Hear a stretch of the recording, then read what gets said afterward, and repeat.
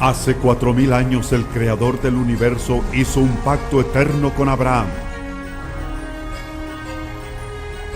Toda la tierra, desde el Éufrates hasta el Nilo, pertenece a los hijos de Israel.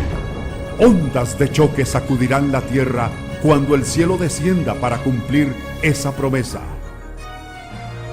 El Golfo de Aqaba, o como es llamado en las escrituras hebreas, el Yam Suf. Esta masa de agua cubre un desfiladero submarino que es más grande que el Gran Cañón. Fue aquí, en el antiguo puerto marítimo de Etzion-Geber, cerca de Eilat, donde el rey Salomón construyó su patio de la marina. De acuerdo a las escrituras hebreas, esta es la misma masa de agua, el Yam Suf, el mar de juncos, traducido incorrectamente Mar Rojo, que Moisés partió cuando llevó a los hijos de Israel desde Egipto al monte Sinaí en la tierra de Madián. Toda la caballería egipcia fue destruida en su intento de perseguir a Moisés a través de este mismo mar. Recientemente, un equipo de científicos usando cámaras robóticas submarinas filmó los restos del ejército y los carruajes de Faraón incrustados en coral, esparcidos alrededor de 1,5 millas en el fondo del mar de juncos. Soy Michael Root. Prepárese para un rudo despertar.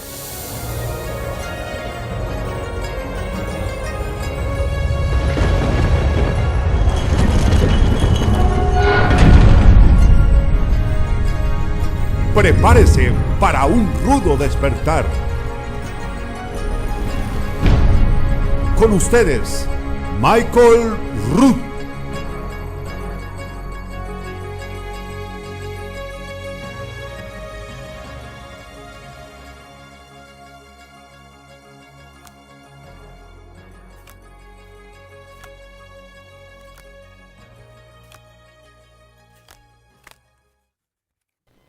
Este es el rollo de los primeros 5 libros de la Biblia. En hebreo se le llama la Torá. Torá significa las instrucciones. La Torá registra que el Creador habló directamente a un hombre llamado Abraham y le dijo que saliera de la tierra de los caldeos, también conocida como Babilonia, la cual estaba completamente sumergida en la adoración pagana al dios Sol. Por su obediencia, a Abraham se le prometió que su descendencia heredaría toda la tierra desde el río Éufrates, hoy en día Irak, hasta el Nilo en Egipto. El nombre del primer libro de la Torá, Génesis, en hebreo es Bereshit, que significa en el comienzo. Registra cómo la descendencia de Abraham vino a morar en la tierra de Misraín, conocida hoy como Egipto.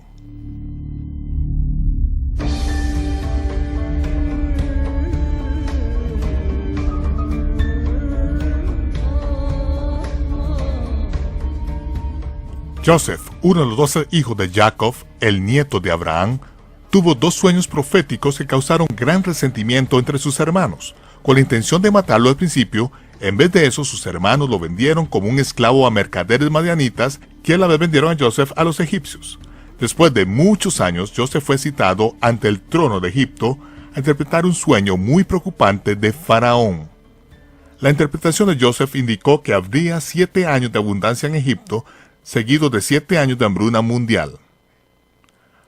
Faraón nombró a Joseph primer ministro de Egipto y lo puso a cargo de la adquisición y almacenamiento de provisiones durante los años de abundancia. Joseph, llamado Imhotep por los egipcios, construyó el enorme almacenamiento de grano y centro de distribución Saqqara. Los años de abundancia y hambruna vinieron, tal como Joseph lo había dicho, y durante los 7 años de hambruna, la riqueza del mundo fluyó en los cofres de Egipto. Joseph fue anunciado como el Salvador de Egipto como Imhotep. Fue elevado a la categoría de un dios. El padre y los hermanos de Joseph y sus familias fueron transportados por una caravana real desde su casa azotada por la hambruna en Canaán, fueron traídos a la tierra de Egipto, donde se les dio la tierra más selecta en el imperio, la tierra de Goshen, en el fértil delta del Nilo. El segundo libro en la Torá, Shemot o Éxodo, documenta la historia de los israelitas a quienes Joseph trasladó a Egipto y cómo se convirtieron en esclavos. La Torá registra de cómo el Todopoderoso los libertó de esclavitud y los trajo al monte Sinaí a enseñarles a gobernarse a ellos mismos de acuerdo a sus instrucciones. En las generaciones sucesivas después de Joseph, los hijos de Israel florecieron, y los egipcios se asustaron de que ellos fueran más grandes que Egipto. Un nuevo faraón, ajeno a los logros de Joseph, puso a los israelitas bajo el látigo de los amos de los esclavos. En un momento ordenó matar a todos los hijos varones. Uno de esos niños, escondido en un canasto en el río Nilo, fue encontrado por un miembro de la casa real de Egipto. Se le llamó Moshe, que significa sacado del agua, y fue criado en la corte de Faraón. El libro de Shemot registra que Moisés, mató a un egipcio que golpeó a uno de los esclavos hebreos. Para salvar su propia vida, Moshe huyó de la tierra de Egipto, evadiendo exitosamente las patrullas militares egipcias mientras hacía la ruta de las especias a la tierra de Madián, la esquina noroeste de lo que ahora se llama Arabia Saudita.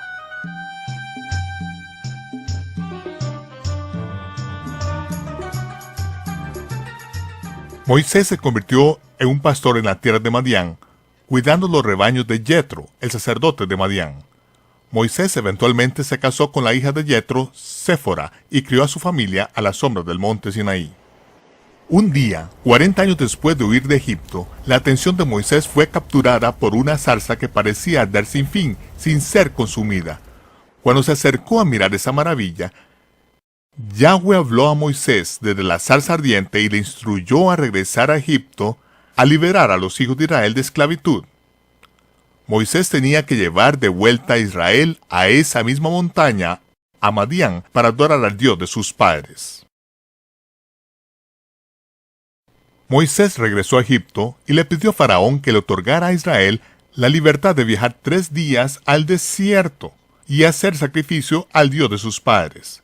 Y ellos necesitarían llevarse todos sus rebaños y posesiones con ellos. El faraón era dueño de ese pueblo. Él no los iba a perder de vista. Él dijo que no conocía al Dios de Israel.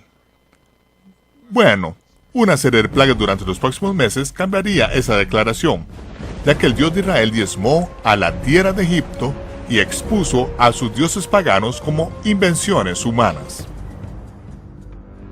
La última de las 10 plagas mató a los primogénitos de la tierra de Egipto.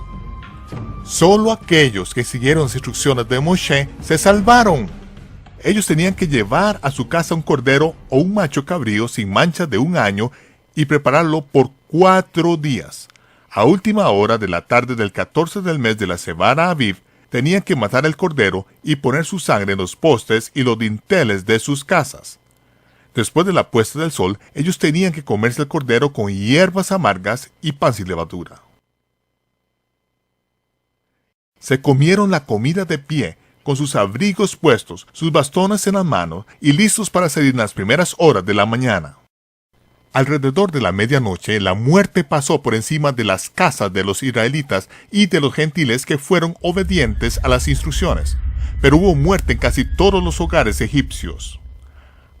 A la mañana siguiente, la multitud mixta de israelitas y gentiles obedientes dejaron la tierra de Goshen y se reunieron para su viaje a la ciudad de Sucot.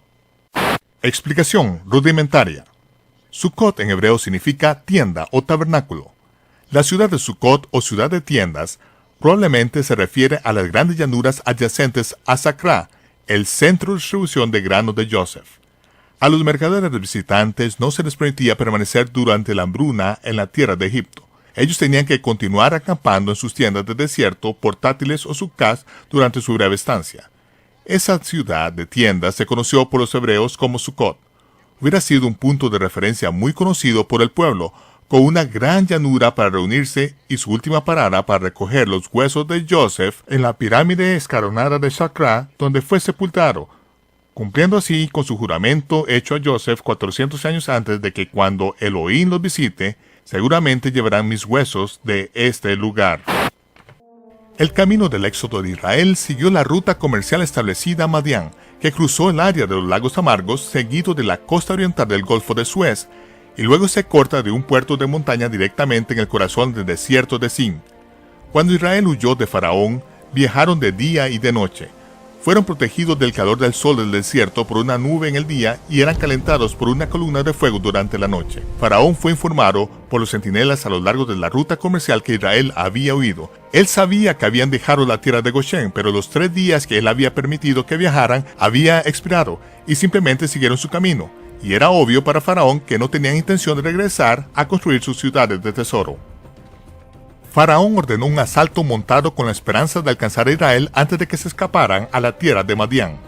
En lo que Faraón se acercaba por detrás, Israel tuvo problemas en su frente oriental. Los filisteos controlaban la ruta comercial del territorio norte del Yan Suf. El pueblo estaba demasiado cansado para enfrentar a los filisteos en batalla, así que Yahweh le dijo a Moshe: gira y acampa junto al mar en Pijahirot. Faraón dirá: los hijos de Israel están atrapados en la tierra. A medida que Israel se dirigía al sur cerca de Tan, entraron en el laberinto de torsión de un lecho seco del río conocido como Wadi Watir. Las montañas formaban paredes de miles de pies a cada lado del camino. Estaban literalmente atrapados en la tierra. No había manera de salir hasta que llegaran a Pijahirot, que significa la boca de los cañones, a la orilla del Yan Suf. Mientras Faraón se acercaba a esta ruta muy familiar para el puesto militar de Migdol, él sabía que tenía a Israel acorralada. Israel logró llegar a la playa, a lo que ahora se llama Nueva, y acamparon allí. Entonces escucharon el estruendo de los carruajes provenientes de la quebrada de la cual acababan de pasar. Al sur, a las montañas, se encontraba con el mar chocante, era intransitable. Al norte, el puesto de avanzada militar egipcio de Migdol hacía imposible retroceder hasta la costa. A su frente, Baal Zephón, en la tierra de Madián, que se establece a lo largo de 8 millas de agua, y la caballería egipcia estaba ahora a su puerta trasera. Como el faraón dio la orden de ataque, una bola de fuego del cielo separó el ejército de Faraón del campamento de Israel. Durante la noche, la columna de fuego mantuvo el ejército de Faraón en la bahía mientras que un fuerte viento rasgaba los cielos. A primera luz de la mañana, Israel se despertó con un camino de tierra seca que condujo por en medio del mar. Apenas a 100 metros del litoral, el fondo del mar desciende bruscamente en un abismo de 5.000 pies de profundidad bajo el agua, cerca de 1 milla en línea directa. Esta es la Gran Incisión, una fractura en la corteza terrestre que se inicia en el Mar Muerto y continúa por 3.000 millas en el continente africano. Si se quitara el agua, seguiría siendo imposible cruzar este abismo que es tan ancho y profundo como el Gran Cañón en Arizona. Pero al sur de aquí, en la playa donde Israel acampó, un puente de tierra bajo el agua se inclina suavemente a un ángulo de 6 grados que se nivela alrededor de 900 pies y luego aumenta gradualmente para satisfacer la costa occidental de Madián. Durante la Guerra de los 6 días en 1967, Israel capturó esta tierra en dirección al río Nilo, tal como fue prometido a Abraham. El cuerpo de ingenieros del ejército israelí estaba construyendo esta ruta para ayudar a patrullar sus tierras recién adquiridas cuando un arqueólogo aficionado de Estados Unidos, Ron Eldon Wyatt, encontró esta columna repleta de agua en la orilla. No había inscripciones legibles, y no se sabía cuántos siglos se había estado erosionando en la playa. Pero esta gran columna era inequívocamente fenicia en su estructura, que data de la época del rey Salomón, quien construyó su patio de la marina en este cuerpo de agua a unas 40 millas al norte de Nueva. Los ingenieros del ejército trajeron una gran grúa y pusieron esa columna con concreto de vuelta a la orilla del agua.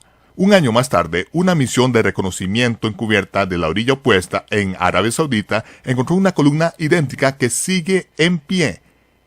En ella estaban los restos legibles de inscripciones del paleo-hebreo antiguo, las palabras Faraón, muerte, Misraín, Egipto, Rey Salomón y el nombre sagrado Yod-Hei-Vav-Hei, Yahweh. El rey Salomón, el hombre más sabio que haya vivido, sabía exactamente dónde los hijos de Israel habían hecho su escape hace tan solo 500 años antes, y así él estableció columnas para recordar el cruce del Yan Suf.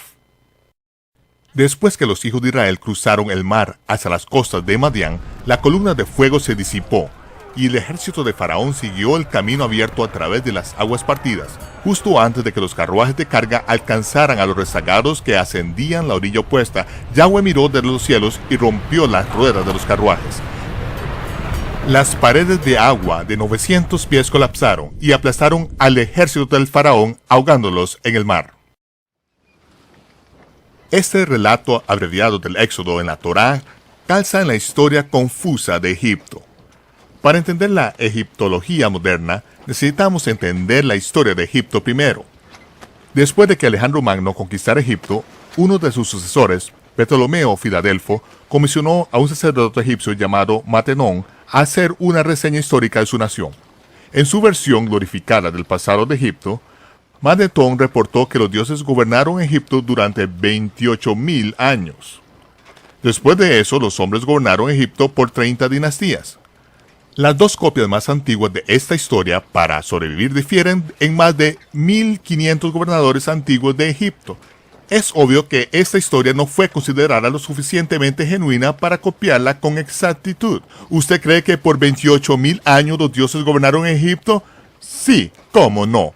Pero hasta la fecha, la egiptología moderna aún sigue basándose en esa explicación de cuentos de hadas del pasado egipcio. Algunas personas necesitan creer en Santa Claus. Ptolomeo también pidió la historia de los israelitas bajo su jurisdicción. Tomaron su petición un poco más en serio y envió 72 rabinos a Alejandría, Egipto, donde ellos tradujeron cada palabra de las escrituras hebreas al lenguaje griego. Ese documento, conocido hoy como la Septuaginta, no está exento de errores, pero cada palabra se puede comparar con la de la Torá, que ha permanecido inalterada durante más de 3.400 años. Muchos historiadores y teólogos basan sus interpretaciones de la historia egipcia antigua en la redención grandiosa de uno de los antiguos sacerdotes egipcios, mientras ignoran la exactitud de la Torá y la Septuaginta. Para sumarle a este error, Helena, la madre de Constantino, mientras estaba en una misión para encontrar nuevos ídolos para adorar, declaró que el monte Sinaí está en la península de Sinaí, en Egipto. Disculpen por esta ruda interrupción, pero las escrituras claramente declaran que el rey Salomón construyó una armada de barcos en Epsión-Geber, que está junto a Elat, en la orilla del Yam Suf, o mar de juncos. Estamos justo al sur de Elat, en la costa de Epsión-Geber, y yo estoy en el Yam Suf, o mar de juncos. ¿Por qué es tan difícil determinar la masa de agua donde Moshe cruzó? La Biblia solo nos da una opción, y esa se refiere. Ya sé que Constantino le habría descomulgado por dar a entender a su madre que eligió el lugar equivocado para el monte Sinaí. Pero Constantino está muerto.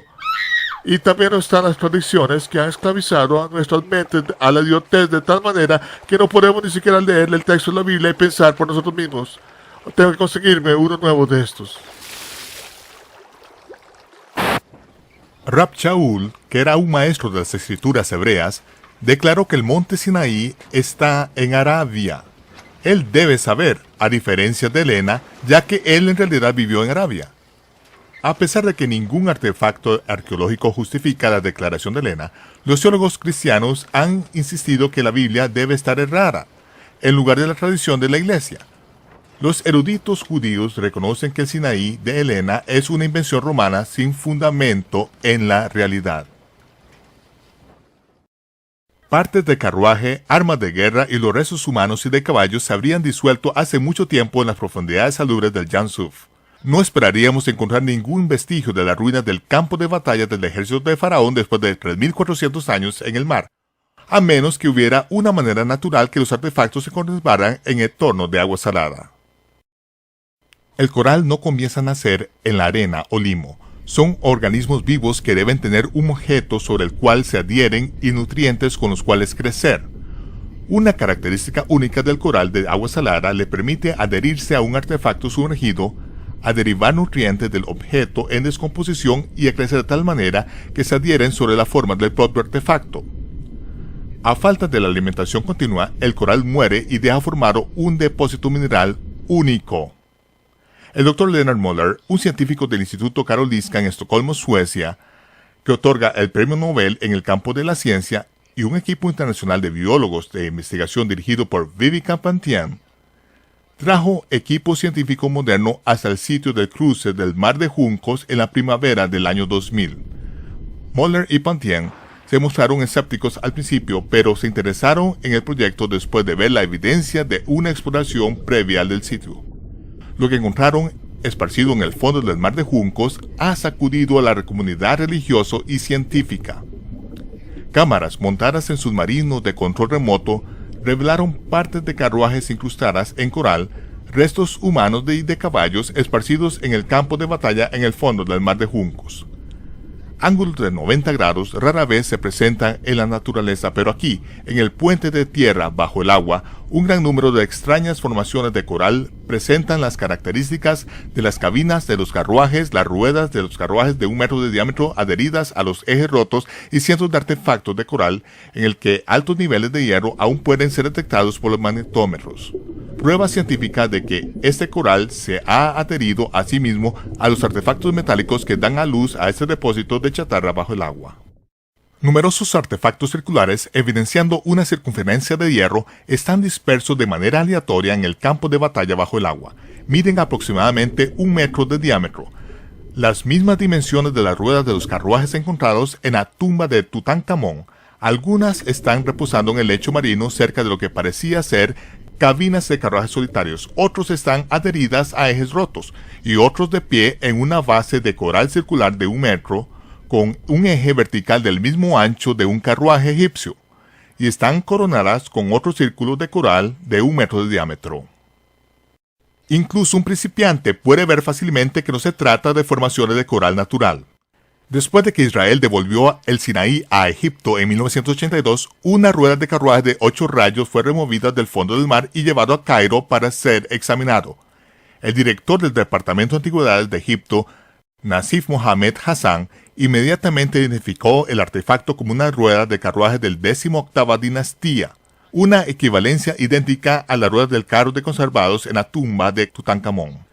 Parte de los carruajes de la 18ª dinastía en el fondo del Mar de Juncos encajan perfectamente en las inscripciones en el santuario de granito de El Arish en la década de 1860.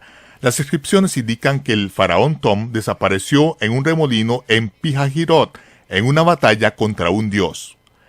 Pihahirot es el mismo lugar que las escrituras hebreas reportan la desaparición de Faraón. El libro de Shemot, Éxodo, registra que Israel estaba construyendo una ciudad de tesoros para el faraón llamado Pitón, ciudad de Tom.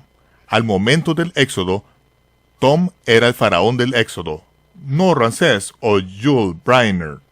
Las partes de los carruajes del Jan Suf y las inscripciones de El Arish contradicen la egiptología moderna, así que la toma posterior de los artefactos del lugar de paso para el análisis científico fue prohibida inmediatamente, y la rueda del carruaje de 8 rayos fue enterrada rápidamente en los archivos de antigüedades de Egipto. Esta rueda de carruaje de 4 radios enchapada en oro fue fotografiada y enterrada en el lugar con una boya de señalización cercana. Así como no estará perdida para los egipcios, permanecerá sumergida hasta que la península Sinaí sea retornada a Israel. La madera ha decaído por completo, pero el eje de metal está incrustado en coral.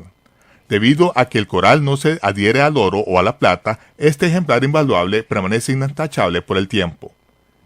Imágenes egipcias muestran consistentemente al faraón guerreando desde su carruaje real equipado con oro, con ruedas de carruaje de 4 radios, ni siquiera una opción del mercado de segunda de los carruajes de guerra normales de la época.